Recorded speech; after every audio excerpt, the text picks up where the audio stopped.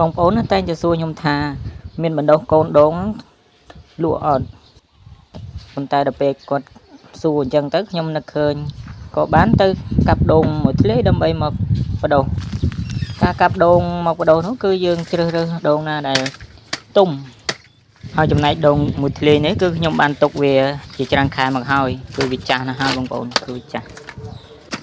បើចង់ដឹងថាដូងនោះទុំឬមិនទុំយើងសាកយកដូងនោះមកក្លុកមើលតើវាលឺសំឡេងទឹកអត់បើលឺសំឡេងទឹកបានន័យថាដូងហ្នឹងវាទុំហើយ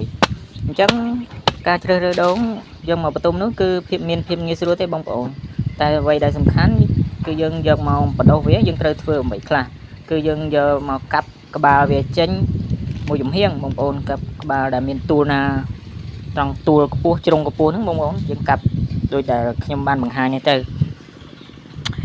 ហើយដូងនេះគឺជាពូជដូងទឿក្រអូបគឺមានទឹកក្លិនក្រអូបហូបទៅមានលក្ខណៈឈ្ងុយគឺដូងវាមានពណ៌លឿងអញ្ចឹងបងប្អូនមានពណ៌លឿងហើយរយៈពេលដែលយើងដាំនោះគឺតែ3ឆ្នាំទេគឺបានផលហើយ